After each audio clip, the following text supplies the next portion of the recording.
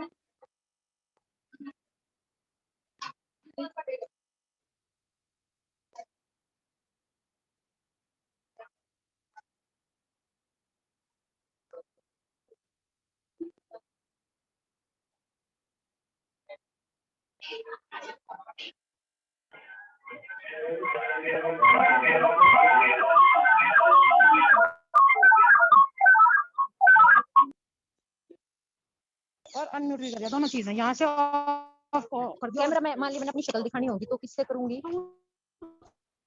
आप पूछ लो। नहीं उसको दिख रही है, मैं उससे कैसे पूछूंगी? मेरे को करना नहीं आता ना, फिर मैं तो बीच में बस बोलती हूँ और फिर वापस आ जाऊंगी चुपचाप। बस ठीक है, अब दिख रही है उसको, सबको दिख रही है। आपका कैमरा यहाँ से दिख रहा है ना, सुपर में camera. Udita hello hello yes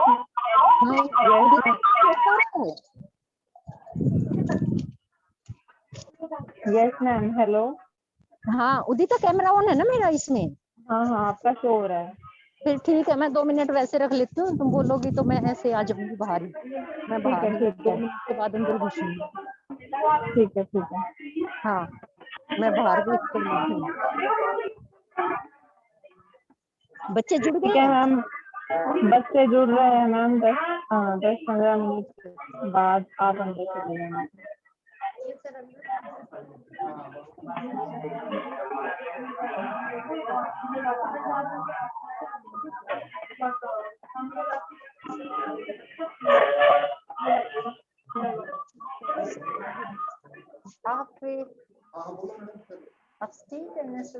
नहीं वो सर अभी थोड़ी देर में आएंगे, स्टेज पे कीजिए इतने में आप अंदर बैठो। अच्छा नहीं मैं वो गेस्ट में वेलकम कर दूँ बस 5 मिनट में, फिर मैं अंदर आती हूँ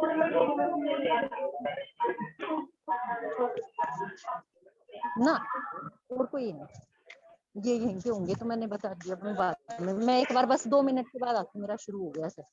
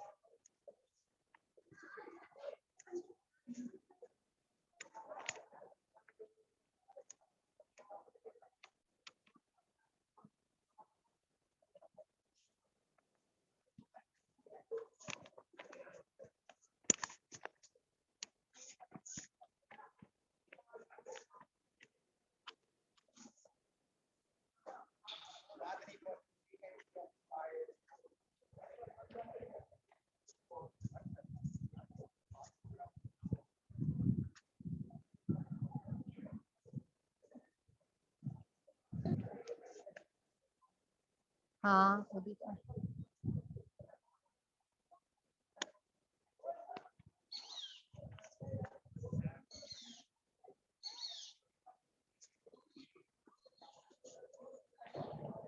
उदिता सब ठीक है? Hello, ma'am Audible? हाँ जी मैम, हमारे गेस्ट स्पीकर भी जुड़ चुके हैं। नमस्ते सर। नमस्ते उदिता, कैसे हैं?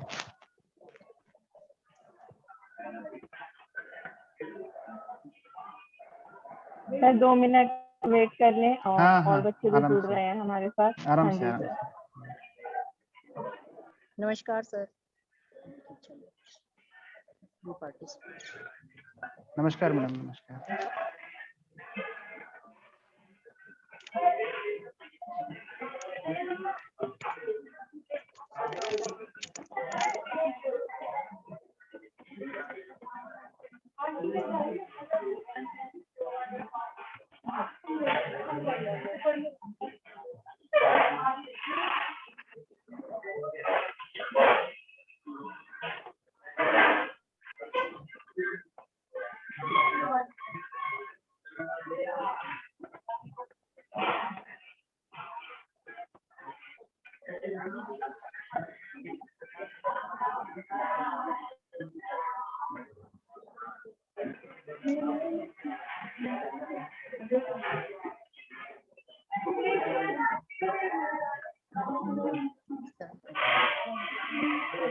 अच्छी वो मेरा गेस्ट लेक्चर है।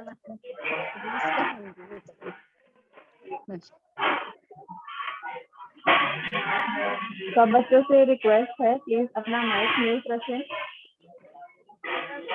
जब आपने क्वेश्चन पूछना हो तभी अनम्यूट करें।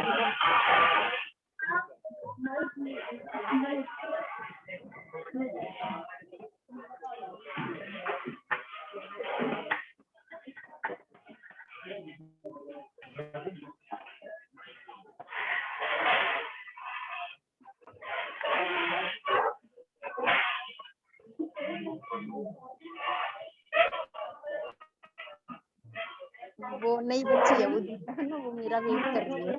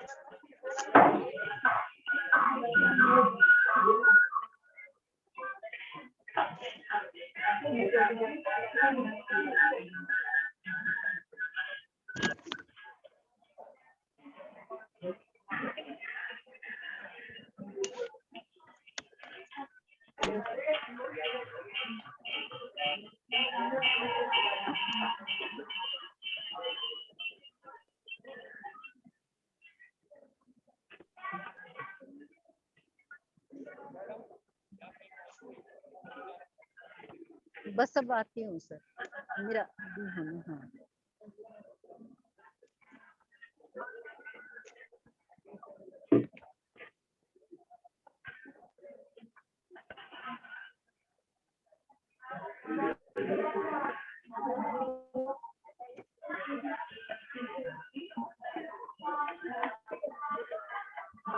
Ma'am shall we start?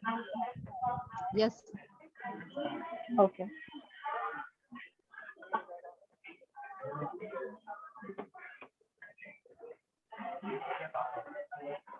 Sunil sir, am I audible to you? हाँ। Yes, Udiता. Good morning to everyone present here. I, Udita Kundu, Assistant Professor, welcome you all in this talk on behalf of Department of Political Science, Agarwal College, Balabgarh.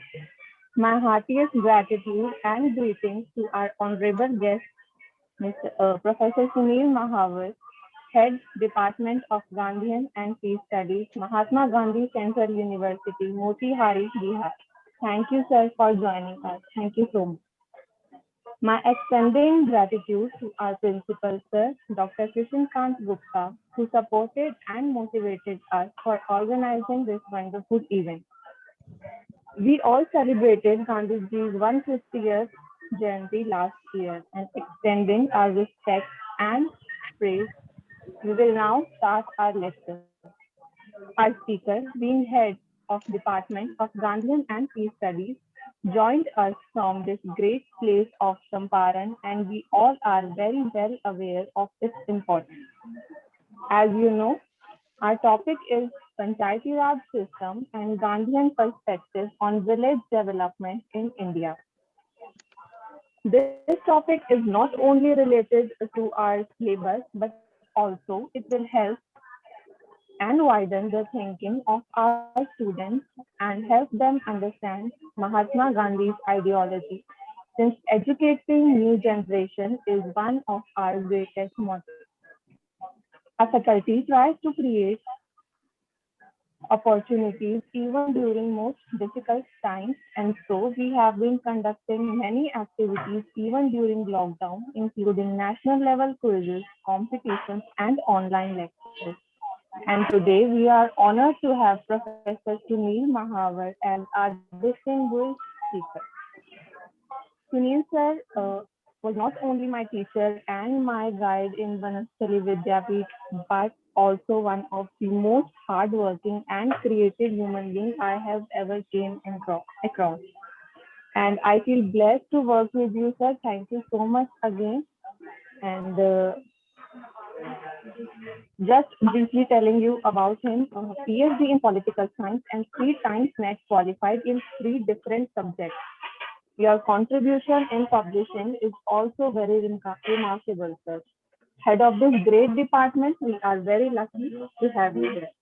I appreciate participation of our students and my dear colleagues. Now I invite Dr. Ritu, Head Department of Political Science, Agarwal College, to please welcome our guest. Ma'am, please. इस व्याख्यान से जुड़े हुए सभी participant को मेरा नमस्कार।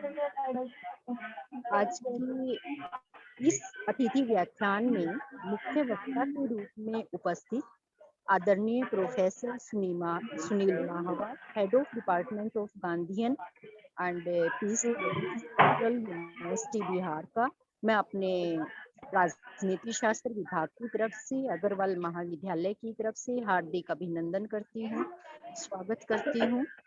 मैं महाविद्यालय प्राचार्य आदरणीय डॉक्टर कृष्णकांत गुप्ता जी का भी हार्दिक अभिनंदन करती हूँ, स्वागत करती हूँ, जिनके कुशल निर्देशन व मार्गदर्शन में हम विद्यार्थियों के लिए शैक्षणिक गतिविधियों का आयोजन करते रहते हैं। आज का व्याख्यान उसी श्रृंखला की एक कड़ी है।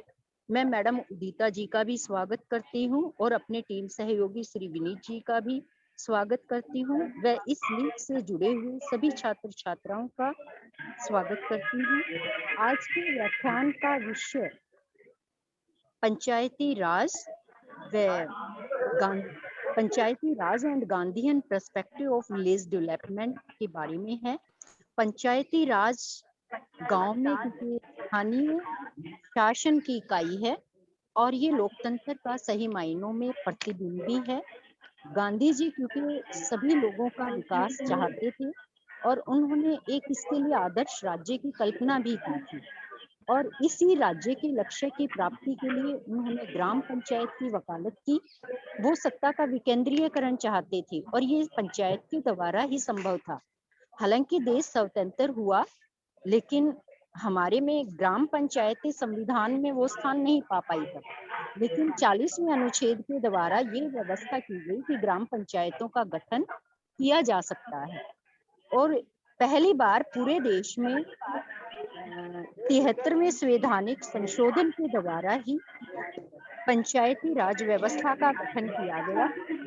और अब मैं फिर से आज इस जो गांधी जी का सपना था पंचायती राज व्यवस्था के बारे में और जो इस पंचायती राज व्यवस्था के द्वारा हम लोगों को सीधे शासन कार्यों में भाग लेने के लिए जो उन्हें मौका मिला या हम प्रेरित करते हैं, इसके बारे में विस्तार से प्रोफेसर सुनील जी चर्चा करेंगे। इसके बारे में मैं उनसे आग्रह करती हूँ और उनसे निवेदन करती हूँ कि वे अपने विचार अब हमारे विद्यार्थियों से साझा करें और एक बार फिर से उनका आभार व्यक्त करती हूँ, अभिवादन करती हूँ कि उन्होंने हमारे इस कार्यक्रम के लिए अपना समय निकाला।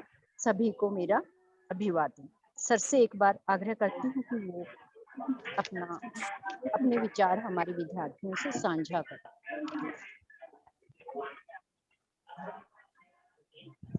धन्यवाद रितु जी। मेरी आवाज आ रही है उदिता? Am I audible? Yes sir, बिल्कुल क्लियर आ रही है। Yes sir.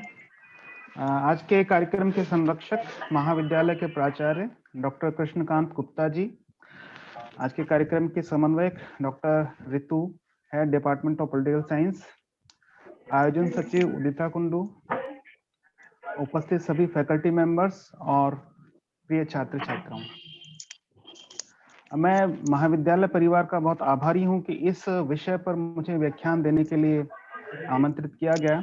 जैसा कि उदिता ने बताया, मैं एक महान भूमि पर बैठा हुआ जो है आप सबको प्रणाम कर रहा हूं, और यह महान भूमि जो है इसका महत्व आप सभी लोग अच्छे से जानते हैं कि कैसे जो गांधी जी का भारत में पदार्पण था और भारत में जो आंदोलन का प्रारंभ हुआ, वह प्रारंभ इस धरती से हुआ और इसी धरती से फिर आगे गांधी जी का जो राजनीतिक जीवन है उसका प्रारंभ होता है। और 1948 तक मृत्यु पर्यंत उनके जो भी तकनीकें रही, जो भी प्रयोग रहे सत्य के, वो सारे सत्य के प्रयोग, जो पहला प्रयोग उनका चंपारण का प्रयोग था, वहीं से प्रारंभ हुआ। तो ये जो धरती है बहुत महत्वपूर्ण है। आज के विषय पर हम आते हैं। आज का विषय जो है गांधी जी के सपनों का जो भारत था, उस सपनों के भारत में पंचायती राज की क्या व्यवस्था होनी चाहिए और किस तरह का पंचायती राज वर्तमान में है, उससे संबंधित है। तो इस पर बात करते हुए मैं थोड़ा पहले गांधी जी के बारे में बात करूंगा, उसके बाद थोड़ा उनका जो सपना था पंचायती राज की व्यवस्था क्या होनी चाहिए उस पर हम बात करेंगे। इस पंचायती राज से स्वराज्य किस तरह का वो चाहते थे, किस तरह की व्यवस्था चाहते थे, उस पर हम बात करेंगे। और फिर हम आज के पंचायती राज के संदर्भ में उनके विचारों का विश्लेषण करने का प्रयत्न करेंगे। हेलो उदिता, आवाज मेरी इको हो रही, शायद दो सिस्टम कहीं चल रहे हैं। हाँ जी सर। हाँ तो एक जरा म्यूट लो या कुछ कर लो तो ज्यादा बेटर रहेगा। जैसा कि आप सभी जानते हैं, गांधी जी का जन्म 1869 में पोरबंदर में हुआ, और गांधी जी का जब जन्म हुआ तो उस समय उनका जो परिवार था, आप कह सकते हैं कि एक वैष्णव परिवार, बहुत समृद्ध तो हम नहीं कहेंगे, लेकिन उनके पिताजी दीवान के पद पर थे उस समय। आप कह सकते हैं प्रधानमंत्री जैसा पद उनको मिला हुआ था। तो थोड़ी जो समृद्धता थी और जो थोड़ी वैष्णव जो एक तरह से आप कह सकते हैं परिवार से जो संस्कार आते हैं, वो संस्कार उस समय थे। तो वहां से उनका जीवन प्रारंभ होता है, और वहां से जीवन प्रारंभ हुए आगे बढ़ते हुए फिर वो यात्राएं करते हैं, ब्रिटेन की यात्रा करते हैं या अफ्रीका की यात्रा करते हैं, और उसके बाद जो है वापस भारत में आते हैं। जब हम, चूंकि आज का ग्रुप जैसा कि मैं देख पा रहा हूँ युवाओं का ग्रुप है, छात्र छात्राएं अधिक है, तो जब हम गांधी जी के बारे में बात करते हैं या उनसे कई बार पूछते हैं गांधी जी के बारे में, तो वो अक्सर उनके मन में गांधी जी की एक छवि उभरती है, और वो छवि ये होती है कि एक वृद्ध व्यक्ति है जो लाठी लिए हुए चल रहा है, उसके बदन पे कपड़े नहीं है, वो अधनंगा है, जैसा कि चर्चिल ने भी कहा कि अधनंगा फकीर है। और इस तरह की एक छवि जो है युवाओं के मन में गांधी जी के प्रति उभरती है, और कई बार गांधी जी से वो अपने आप को कनेक्ट नहीं कर पाते हैं। लेकिन यहाँ पर मैं आपको ये बात याद दिलाना चाहूंगा कि गांधी जी की ये जो छवि थी ये बाद में निर्मित हुई, और गांधी जी का जो मन था, वो गांधी जी का मन और जो उनका आप कह सकते हैं कि प्रारंभिक जीवन था, वो प्रारंभिक जीवन उन्हीं युवाओं की तरह था जैसा कि आज का आपका जीवन है। कोई इससे बहुत अलग उनका जीवन नहीं था।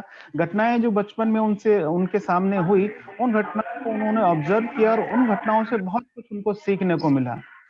तो ये जो घटनाएं उनके जीवन में हुई, उन्होंने इनसे बहुत सीखा। लेकिन मैं आपको ध्यान दिलाना चाहता हूँ, जैसा कि आज के युवाओं का मन है, थोड़ा उग्र स्वभाव उनका होता है, थोड़ा जो अन्याय है उनके प्रति विरोध की भावना उनमें रहती है, और कई बार ये लगता है कि इस अन्याय का प्रतिरोध करना चाहिए। गांधी जी का भी मन ऐसा ही था, और जब वो साउथ अफ्रीका जाते हैं, दक्षिण अफ्रीका जाते हैं, तो दक्षिण अफ्रीका में जो एक घटना मॉरिसबर्ग स्टेशन पर उनके साथ हुई, उस घटना ने उनका जीवन जो है वो बदलना शुरू कर दिया। गांधी जी जब ब्रिटेन गए थे पढ़ने के लिए, तो उनका उद्देश्य मात्र एक था। 19 साल की उम्र में ब्रिटेन गए, लंदन में उन्होंने एडमिशन लिया, बैरिस्टर वो बनना चाहते थे, और अंग्रेजी पद्धति से वो बहुत ज्यादा प्रभावित थे। इवन अंग्रेजी जो वेशभूषा थी उसके लिए वो हमेशा प्रैक्टिस किया करते थे, उससे बहुत प्रभावित थे।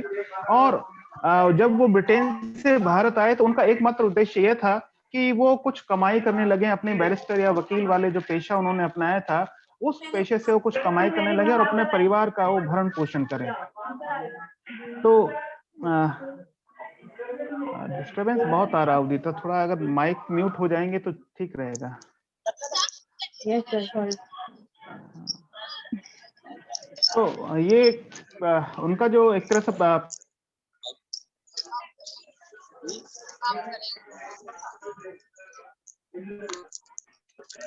आपकी आवाज क्लियर नहीं आ रही है।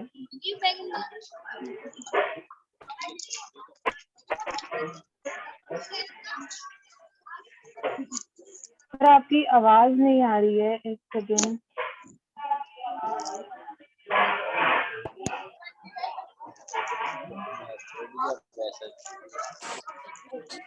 सर एक भी नहीं देखी।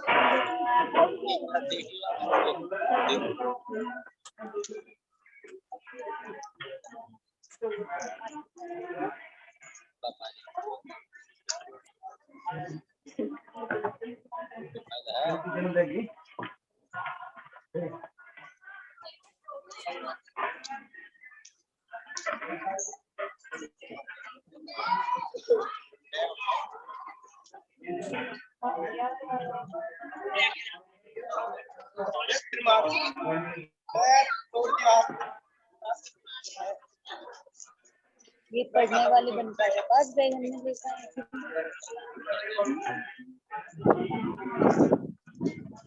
बहुत एटीट्यूड है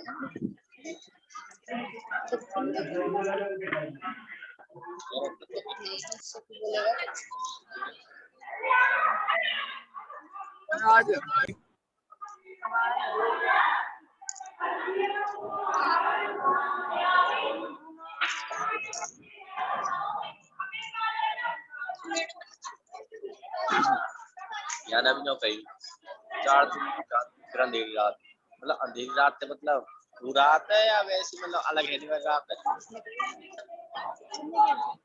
थोड़ा खड़ा दो बात तो है ना कि भाई 4 दिन की खुशी है, फिर वही तो खा जाते हैं 4 दिन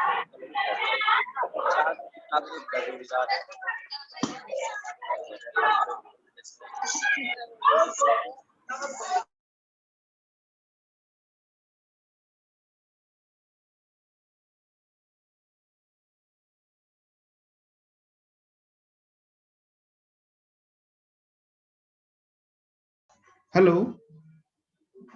Hello. Am I audible now, Udita? Yes sir, now it is clear. क्या मेरी आवाज आ रही है? हाँ जी सर, अब आ रही है। आपकी आवाज नहीं आ रही है।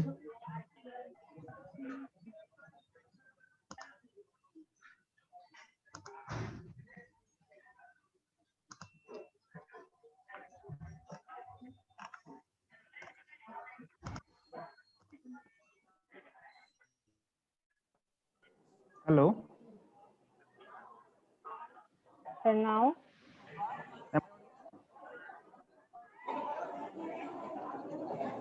Hello. Sir, you are audible and you can start. Okay. बीच में शायद कुछ गड़बड़ हुआ है, आवाज चली गई।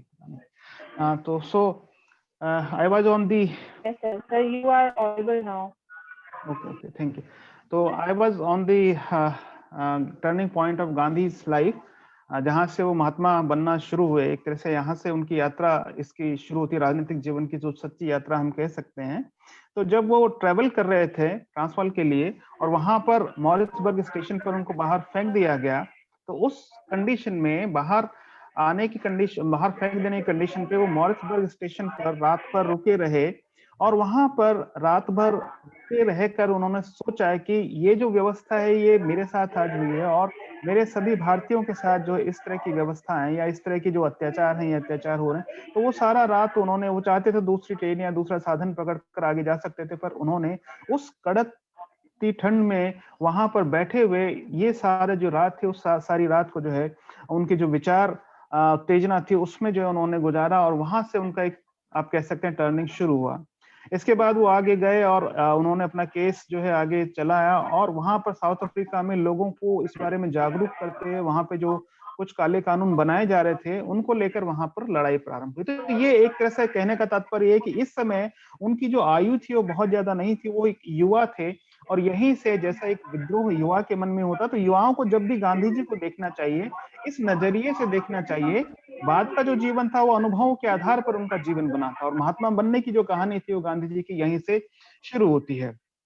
तो आप कह सकते हैं गांधी जी एक ऐसे समाज की संरचना करना चाहते थे जिसमें सत्य अहिंसा, जो सत्य अहिंसा पर आधारित हो और जिसमें आप कह सकते हैं कि सभी लोग मिलजुल कर आपसी सहयोग और प्रेम के साथ रहें। उनकी रुचि इस तरह का समाज स्थापित करने में थी जिससे कि समाज में जो है किसी तरह का द्वेष ना रहे, सभी लोग जो है प्रेम की भावना से रहें।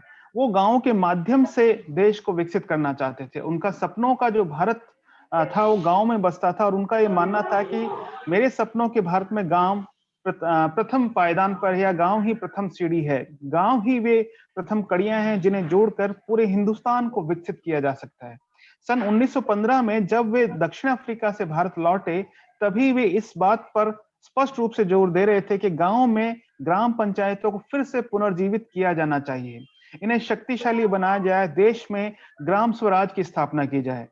गांधी जी के अनुसार स्वराज्य एक पवित्र शब्द है, क्योंकि ये जो पंचायती राज सिस्टम वो चाहते थे वो बेसिकली आप कह सकते हैं कि स्वराज्य की स्थापना के लिए चाहते थे और इसलिए हमको स्वराज्य को यहाँ पर समझना पड़ेगा कि गांधी जी के मन में स्वराज्य का क्या अर्थ था। क्या वो स्वराज्य का अर्थ उनके लिए यह था कि अंग्रेज यहाँ से चले जाएं और भारतीय जो शासन व्यवस्था है, भारतीय जो है वो शासन करने लग जाएं? तो बेसिकली गांधी जी के मन में जो स्वराज्य का विचार था वो इतना सीमित नहीं था कि अंग्रेज चले जाएंगे और भारतीयों का शासन यहाँ पर स्थापित हो जाएगा।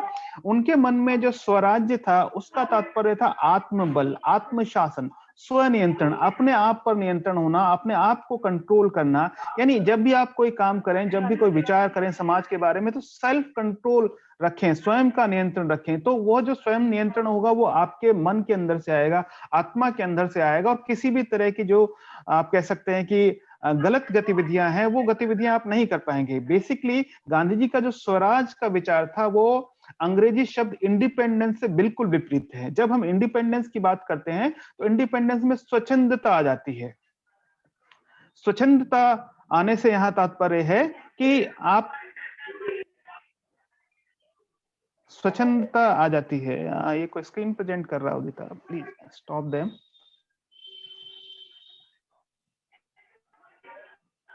स्वच्छंदता आ जाती है और वो स्वच्छंदता जो है किसी भी समाज के लिए उचित नहीं होती। तो स्वराज्य का जो विचार है वो स्वयं पर जो संयम है, उस संयम की बात यहाँ पर गांधी जी करते थे। स्वयं पर आप कह सकते हैं कि स्वयं पर संयम होना चाहिए, उस संयम की बात गांधी जी द्वारा इस स्वराज्य के विचार द्वारा की जाती है। इसमें वो जनता की सम्मति या लोक सम्मति जो है उसको महत्व देते हैं और किसी भी तरह के भेदभाव, चाहे वो आप कह सकते हैं लिंग के आधार पर हो, स्त्री पुरुष का भेदभाव हो, जाति के आधार पर हो, संप्रदाय के आधार पर हो, किसी भी तरह के भेदभाव को जो है वो आप कह सकते हैं कि महत्व नहीं देते हैं।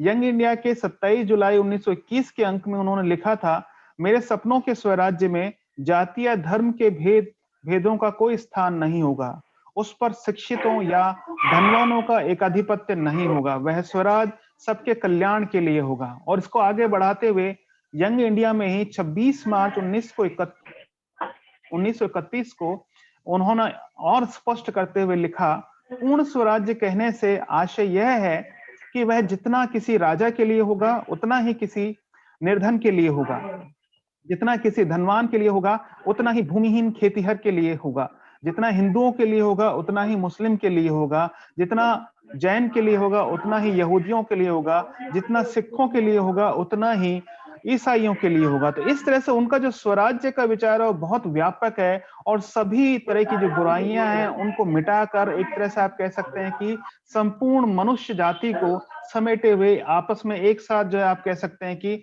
लाने की बात करता है, एक साथ मिलजुल कर रहने की बात करता है।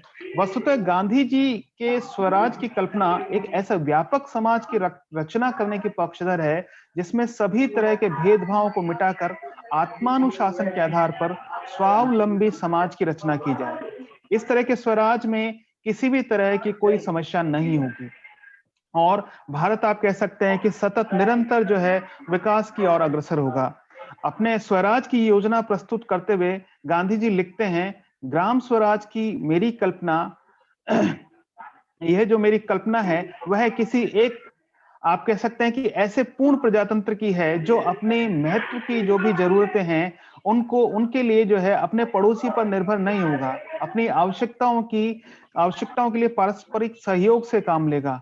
इस प्रकार प्रत्येक गांव का पहला काम यह होगा कि वह अपनी जरूरत की तमाम चीजें जो है, यानी एक जो आप कह सकते हैं कि आत्मनिर्भर गांव है वो इस तरह का होगा जो अपनी जरूरत की जो तमाम चीजें होंगी, जो उनकी आवश्यकताएं हैं, उन आवश्यकताओं को वह स्वयं पैदा करेगा और उन आवश्यकताओं को आप कह सकते हैं कि उन आवश्यकताओं से रिलेटेड चाहे आप कह सकते हैं कि अनाज उनके लिए होगा, चाहे कपड़े उनके लिए होंगे, या आप कह सकते हैं जो भी और दूसरी आवश्यकताएं हैं उन सभी आवश्यकताओं को स्वयं पैदा करेंगे और अपनी सारी जरूरतों को पूरा करेंगे।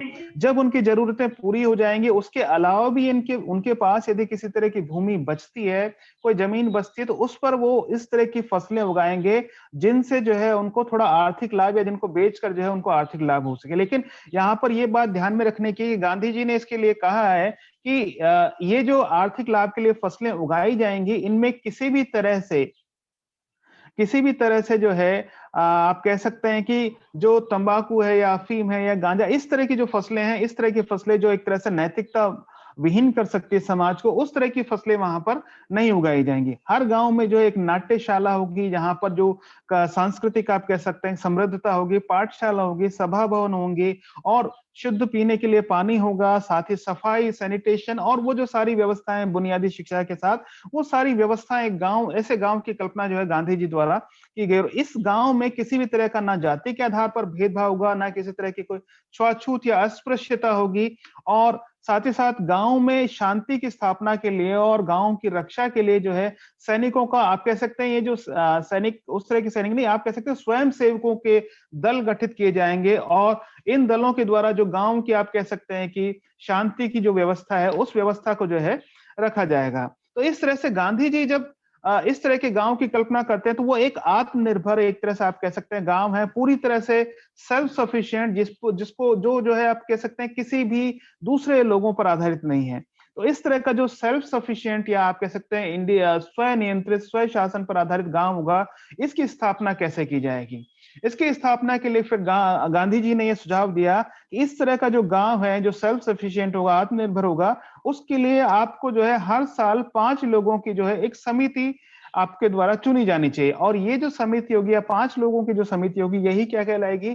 पंचायत कहलाएगी। ये 5 आदमियों की जो पंचायत है, यहाँ पर जब गांधी जी आदमी शब्द यूज करते थे इसका मतलब केवल पुरुषों से नहीं है, यहाँ पर उनका जो तात्पर्य वो स्त्री और पुरुषों दोनों के लिए है। तो जो गांव के वयस्क लोग हैं वो मिलकर ग्राम पंचायत का आप कह सकते हैं कि चुनाव करेंगे और ये जो ग्राम पंचायत होगी जो 5 व्यक्तियों से मिलकर बनेगी, इस ग्राम पंचायत द्वारा सारा शासन व्यवस्था जो आप कह सकते हैं ग्राम की, उस सारी शासन व्यवस्था को संभाला जाएगा। ये इसके लिए आप कह सकते हैं कि ये जो चुनाव होंगे ये निर्धारित जो योग्यता है जिसमें वयस्क लोग होंगे, उस निर्धारित योग्यता के अनुसार जो है वो चुनाव किए जाएंगे और उन्हीं में से जो है उन 5 लोगों को चुना जाएगा जो पूरी तरह से गांव के संचालन के लिए योग्य होंगे और पूरी तरह से आप कह सकते हैं कि इस व्यवस्था के लिए आगे आएंगे। गांधी जी का मानना था कि भारत की आजादी नीचे से प्रारंभ होनी चाहिए, यानी नीचे से मतलब गांव से प्रारंभ होनी चाहिए। तो हमारा जो लोकतंत्र है वो लोकतंत्र ऊपर से यानी केंद्र से या आप कह सकते हैं सेंटर से डिराइव होना होकर के कहां से होना चाहिए, गांवों की ओर से होना चाहिए।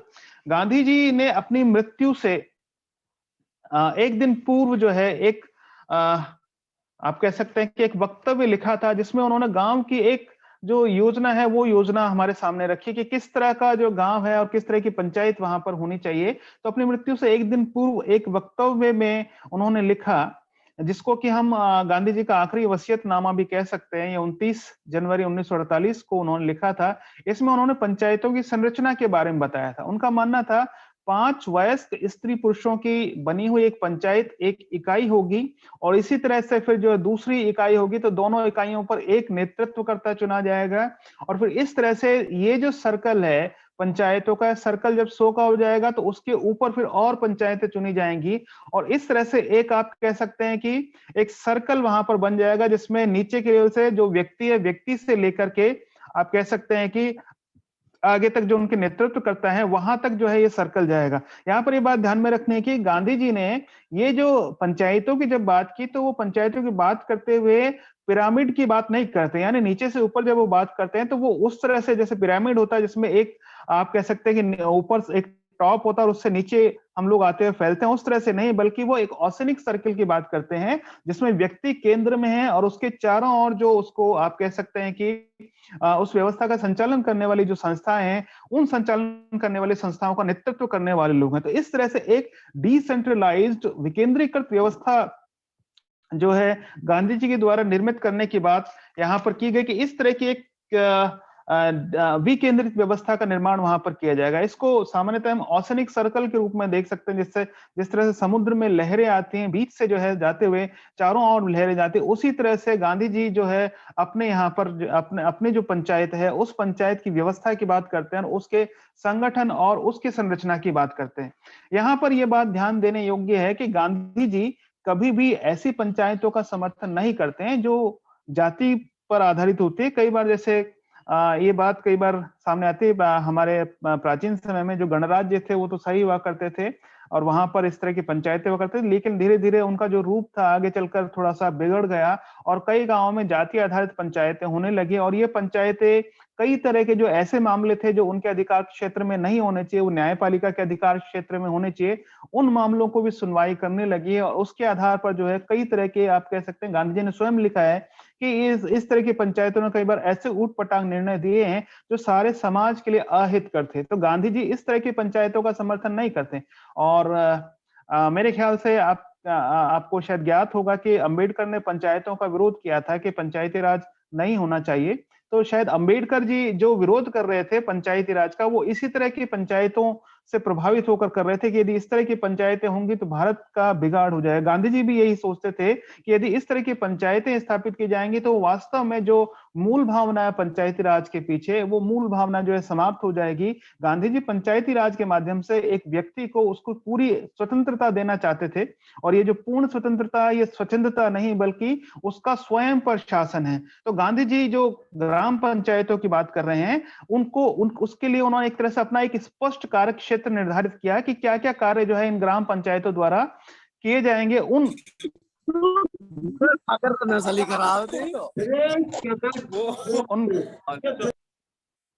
कार्यों की बात जो है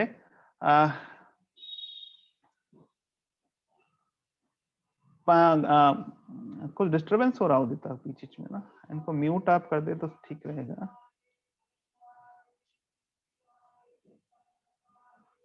तो इस तरह से गांधी जी आप कह सकते हैं कि जो पंचायतों की बात करते हैं तो उनके लिए उन्होंने जो है एक तरह से कुछ कार्य क्षेत्र भी निर्धारित किया था। उनका मानना था कि पंचायतों को फौजदारी मुकदमे नहीं चलाने चाहिए। गांधी जी कहते थे कि हाँ दीवानी मुकदमे पंचायतों द्वारा चलाए जा सकते हैं लेकिन ये भी उसी कंडीशन में चलाए जाएंगे जब दोनों पक्ष जो झगड़े करने वाले दोनों पक्ष जो है पंचायत के सामने आ जाएंगे और वो चाहेंगे कि उनकी जो बात है वो सुनी जाए और पंचायत द्वारा निर्णय दिया जाए।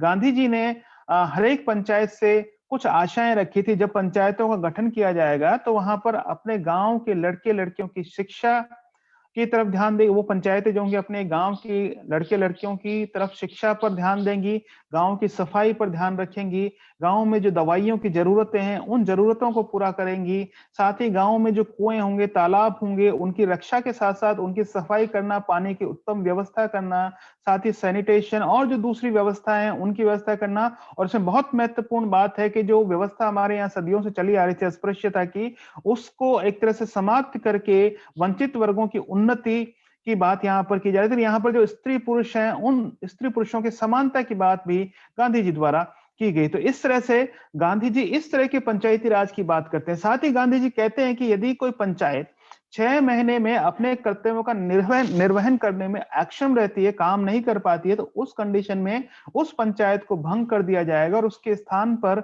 एक नई पंचायत का चुनाव किया जाएगा। तो इस तरह से गांधी जी जो रेस्पॉन्सिबिलिटी तय करते हैं, उत्तरदायित्व तय करते हैं पंचायतों का, उस उत्तरदायित्व में वो स्पष्ट रूप से कहते हैं कि ऐसी पंचायत ही काम कर पाएगी जो वास्तव में काम करे। यदि कोई नेता ऐसा चुन लिया गया है जो काम नहीं कर रहा है, तो उस कंडीशन में आप कह सकते हैं कि वो जो व्यवस्था है उस व्यवस्था में पंचायतें वो जो नेतृत्व चुने गए हैं उन नेतृत्व को हटाया जा सकता है, उनके स्थान पर जो है नए जो एक तरह से आपके नेतृत्व करता है उन नए नेतृत्वकर्ताओं को चुना जा सकता है। तो इस तरह से गांधी जी पंचायत चुनने के बाद उनको 6 माह का समय देते हैं। वस्तुतः गांधी जी स्वतंत्र भारत के लिए स्वराज की ऐसी कार्य योजना तैयार करने का प्रयास कर रहे थे जिसमें प्रत्येक व्यक्ति स्वराज को भोगे और सभी जो न्यूनतम आवश्यकताएं वो सभी न्यूनतम आवश्यकताएं प्राप्त करें। जैसा कि वो कहते हैं कि मेरा उद्देश्य प्रत्येक की आंख का आंसू पोंछना है। वो गांधी जी प्रत्येक व्यक्ति की आंख का आंसू पोंछना चाहते थे। उनके द्वारा सुझाई गई जो नई व्यवस्था, ये जो व्यवस्था थी, इसमें ऐसा संभव भी होता है, ऐसा संभव प्रतीत भी होता है कि यदि इस तरह की व्यवस्था हम लागू करेंगे तो हो सकता है कि गांधी जी जिस तरह की व्यवस्था चाहते थे या ग्राम में जो व्यवस्था चाहते थे वो व्यवस्थाएं कहीं पूरी हो जाए। जब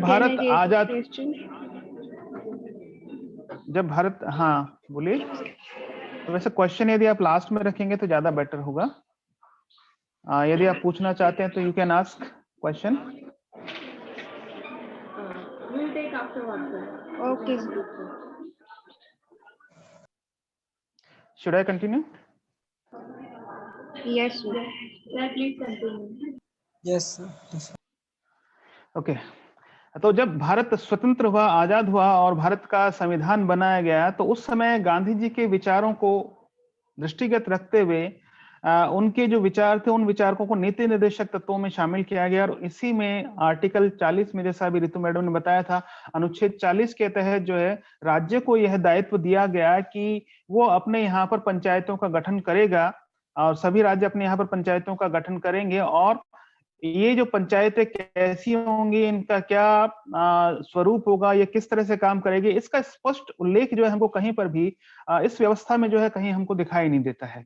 तो इस तरह से गांधी जी ने मतलब गांधी जी के जो विचार थे पंचायतों के, उनको हमारे संविधान में ऐड तो किया गया, रखा तो गया, लेकिन उनकी जो वास्तविक व्यवस्था थी वो वास्तविक व्यवस्था हमको संविधान में देखने को नहीं मिलती। क्योंकि आप सभी मेरे ख्याल से जानते होंगे जो नीति निर्देशक तत्व हैं वो नीति निर्देशक तत्व राज्य की इच्छा पर निर्भर करते हैं, वो कब लागू होंगे, कैसे लागू होंगे, ये इसके लिए कोई समय सीमा जो है तय नहीं की गई है। तो इस तरह से हमारे यहाँ पर व्यवस्था संविधान में की गई। और जब भारत की जो स्वतंत्र भारत की सरकार बनी तो स्वतंत्र भारत की सरकार ने गांवों के विकास के लिए जो कुछ योजनाओं का निर्माण करना शुरू किया। इसमें सामुदायिक विकास कार्यक्रम और अन्य कार्यक्रमों का निर्माण यहाँ पर किया गया।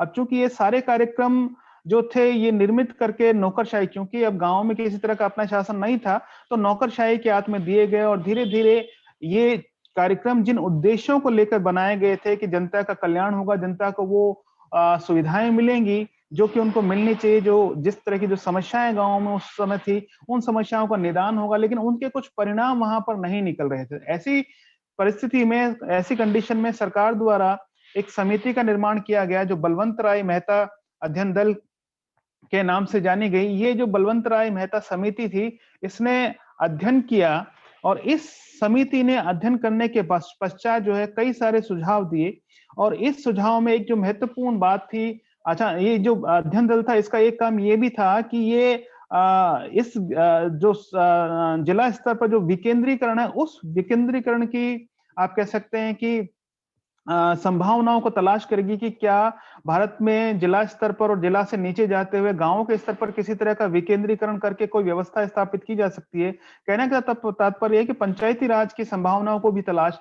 इसके द्वारा किया जाना था। तो जब अपनी रिकमेंडेशंस इसके द्वारा दी गई बलवंत राय मेहता समिति के द्वारा, तो उनके सुझावों के आधार पर यह तय किया गया कि पंचायती राज व्यवस्था का प्रारंभ किया जाना चाहिए। और इसके तहत पहली बार 1959 में गांधी जी के जन्मदिन के दिन, गांधी जयंती के अवसर पर पहली बार राजस्थान में पहली पंचायत का गठन हुआ। ये जो पंचायतें यहाँ पर गठित की गई बलवंत राय मेहता की सिफारिशों के आधार पर, तो ये जो पंचायत थी ये त्रिस्तरीय पंचायत थी, जिसमें सबसे निम्न स्तर पर जो है ग्राम पंचायत थी, उसके ऊपर मध्य स्तर पर पंचायत समिति की बात कही गई थी, और फिर उसके ऊपर जिला परिषद की। तो इस तरह से एक स्टेप बाय स्टेप जो है डिसेंट्रलाइजेशन का जो प्रोसेस था डिस्ट्रिक्ट से लेकर ग्राम पंचायतों तक, वो जो डिसेंट्रलाइजेशन था उसको फॉलो करते हुए एक तरह से पंचायती राज व्यवस्था की स्थापना भारत में हुई। उसके बाद दूसरे राज्य आंध्र प्रदेश में इसकी स्थापना, और धीरे धीरे कई राज्यों में जो है इस तरह की व्यवस्था, पंचायती राज की जो व्यवस्था थी, इस पंचायती राज की व्यवस्था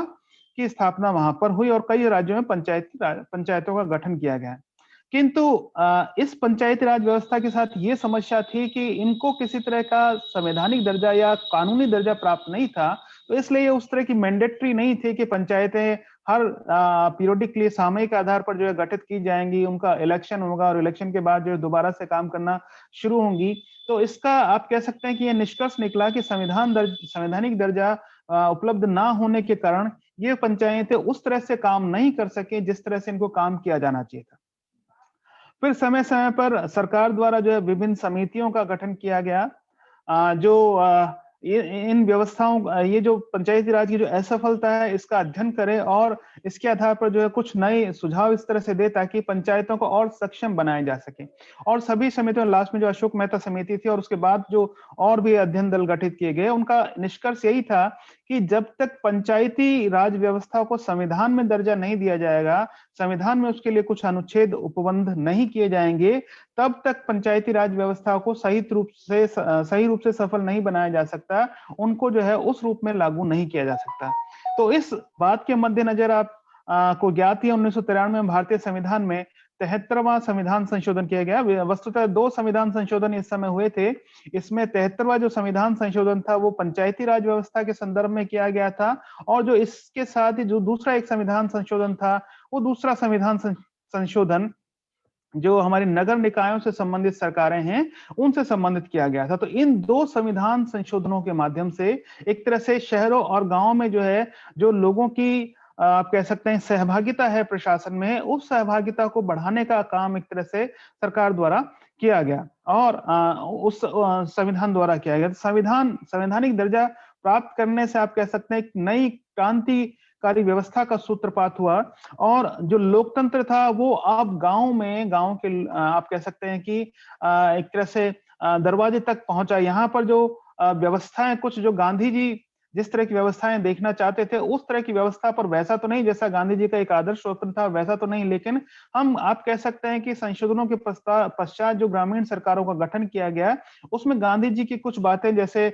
जो वो कहते थे कि किसी भी तरह के भेदभाव नहीं होने चाहिए, स्त्री पुरुष को समान अधिकार मिलने चाहिए, उस तरह की जो बातें थी उस तरह की बातें वहां पर देखने को मिली। और कुछ विशेष जो व्यवस्थाएं थी वो इन वंचित वर्गों के लिए की गई, ताकि वो जो गांधी जी का सपना था कि इन वर्गों को उस तरह से सहायता मिलनी चाहिए, वो जो व्यवस्था थी उस व्यवस्था तक जो है पहुंचने की बात गांधी जी ने की। तो इस तरह से प्रत्येक भारतीय के आत्मबल को इतना सुदृढ़ कर देने की बात यहाँ पर गांधी जी करते हैं, और उस व्यवस्था के लिए जो है ये व्यवस्था स्थापित करने की बात यहाँ पर हुई। ऑल्दो आप कह सकते हैं कि ये जो पंचायती राज सिस्टम है, ये पंचायती राज सिस्टम वो गांधी जी वाला जो पंचायती राज सिस्टम है वैसा पंचायती राज व्यवस्था नहीं है, लेकिन हम गांधी जी के जो कल्पनाओं का जो भारत है उस कल्पनाओं के भारत से, क्योंकि उसमें आप ये कह सकते हैं कि आदर्श तो बहुत ज्यादा था। उस आदर्श में से जो हम हमारे काम की जो चीजें हैं, जो बहुत आप कह सकते हैं कि जिनको आप वास्तव में वस्तुतः स्थापित कर सकते हैं,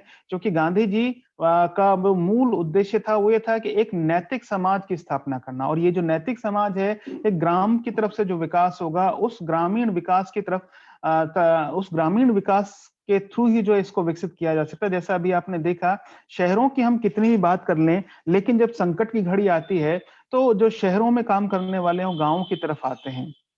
और शहरी व्यवस्था ने कई बार जो है बहुत सारे नुकसान, हमारे सामने बहुत सारी जो एक तरह से समस्याएं शहरी व्यवस्था के कारण पैदा हुई। यद्यपि शहर भी जरूरी है, लेकिन उसके साथ साथ जो ग्रामीण विकास है, और ग्रामीण विकास जो है बहुत ही आवश्यक है। अभी कोरोना के टाइम पर भी आप लोगों ने देखा, जैसे ही ये महामारी फैली, वैसे ही जो लोग काम करने वाले थे वो गांवों की तरफ भागने लगे। लेकिन क्योंकि पहले पलायन गांवों से शहरों की ओर हो रहा था, अब शहरों से गांवों की ओर हुआ, और गांव क्या उस तरह से काबिल थे कि उन सबको अपने यहाँ अकोमोडेट कर सकें, तो बहुत सारी समस्याएं वहां पर पैदा हुई। तो वो जो सारी समस्याएं थी, यदि हम शुरू से इस तरह की व्यवस्था करते कि गांवों से लोगों का पलायन न होने देते, वहीं पर गांवों में कुछ इस तरह का आप कह सकते हैं स्वनिर्भरता या आत्मनिर्भर जो है व्यवस्थाएं पैदा कर लेते, गांव में कुछ इस तरह के रोजगार विकसित कर लेते। जैसे गांधी जी हमेशा कहते थे, गांव में जो है कुछ इस तरह के कुटीर उद्योग धंधे, कुछ इस तरह के लघु उद्योग धंधे जो हैं खोले जाने चाहिए, जिससे वहां के लोगों को वहीं रोजगार मिल जाए, और जो समस्याएं हैं गांव की, उन समस्याओं का समाधान किया जा सके, उनको बाहर नहीं जाना पड़े। तो इस तरह से गांधी जी एक ऐसी व्यवस्था स्थापित करना चाहते हैं जिसके थ्रू आप कह सकते हैं कि पूरा जो भारत है वो पूरा भारत समृद्ध हो जाए। और ये पूरा जो भारत समृद्ध होगा कैसे होगा, जब आप एक जो व्यवस्था है, उस व्यवस्था के विकेंद्रीकृत स्वरूप को उस रूप में अपनाएंगे जिसमें हम नैतिकता की बात करते हैं। तो ये जो आप कह सकते हैं समाज की बुराइयां हैं, भ्रष्टाचार है, और जो दूसरी बुराइयां हैं, इन बुराइयों को धीरे धीरे हमें समाप्त करना पड़ेगा। और इसके लिए हमें कुछ ऐसी सरकारों की, कुछ ऐसी शासन व्यवस्था की आवश्यकता है जो नैतिकता पर आधारित हो। हमारे जो इसके लिए जो हमारी जनता है, उस जनता की भी ये बड़ी जिम्मेदारी बनती है कि हम ऐसे लोगों को चुनकर भेजें जो किसी भी तरह के अपराध या किसी भी तरह की इस व्यवस्था में लिप्त हों।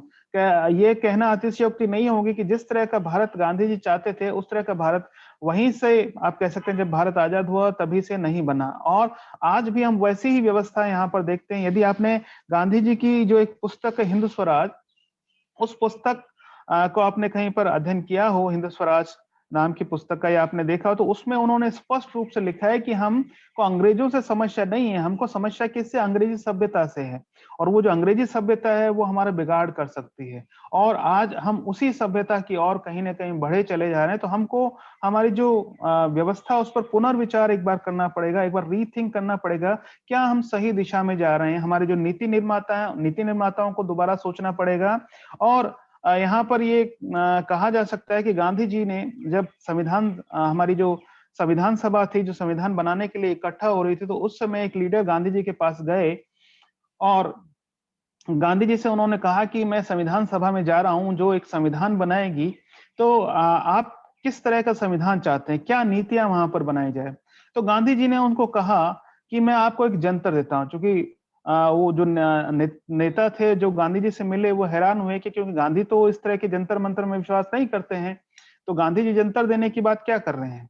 तो गांधी जी ने कहा कि मैं तुमको एक जंतर देता हूं, और वो जंतर ये है कि जब भी तुम किसी तरह का कोई नीति का निर्माण करोगे, कोई फैसला लोगे, कोई कानून का निर्माण करोगे, तो तुम ये देखना कि जो कतार है, समाज में अंतिम छोर पर कौन खड़ा है, और उस अंतिम छोर को उससे क्या लाभ होने वाला है। यदि हम सभी भी अपने जीवन में देखें कि हम अपने निर्णय या अपने जो काम कर रहे हैं, उन कार्यों के थ्रू जो अंतिम छोर पर जो व्यक्ति है, लास्ट में, लाइन के लास्ट में जो खड़ा है, उसको क्या लाभ होने वाला है, तो शायद हम अपनी चीजों को जो है ज्यादा अच्छा कर सकते हैं।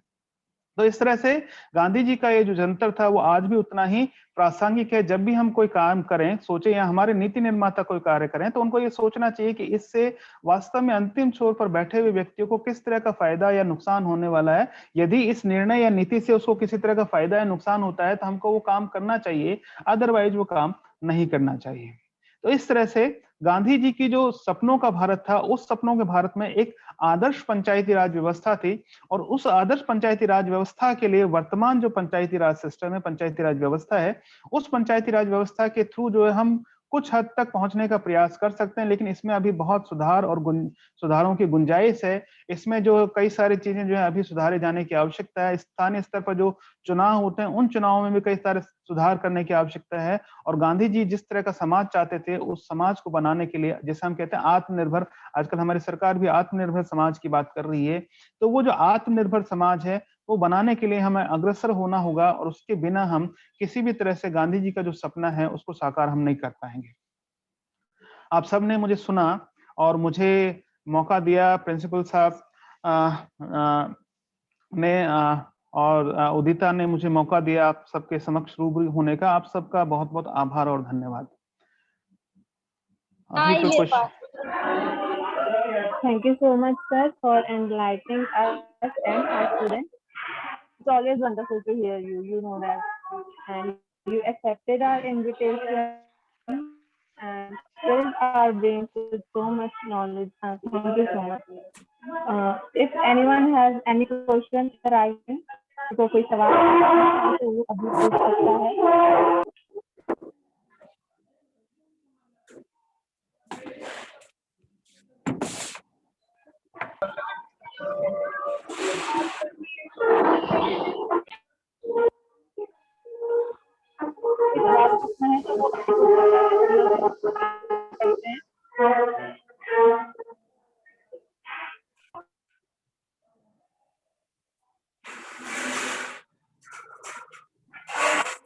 Okay, now I would like to invite Mr. Subhas, Assistant Professor, Department of English, to please say some words about our honorable guest. Sir, please. And I would like to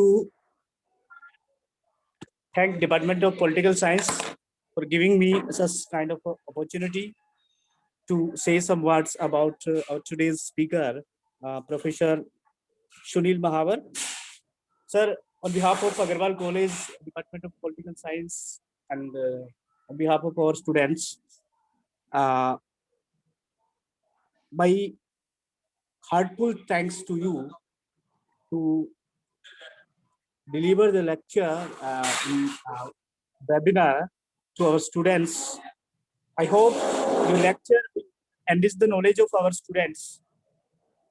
Once again, thanks, sir, for sparing precious time from your busy schedule. Thanks a lot.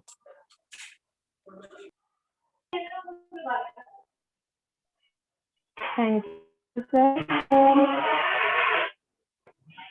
Santosh ma'am, am I audible to you? Yes, yes, you are audible. Someone asked, want to ask question between the lecture, I think. Yeah. Yes, sir. Preeti, do you have any question?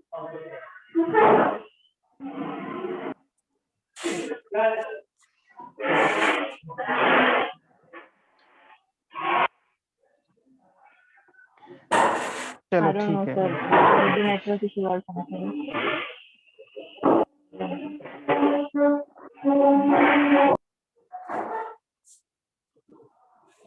Okay, ma'am, let's call it a day. Udita, ma'am, let's call it a day. Yes, Santosh Your voice is ma'am. not audible. Udita, ma'am, your voice is not audible. Yes, sir. Okay, and now thank you Now Udita, is for it inviting me. Getting some disturbance. Sir, is it now clear?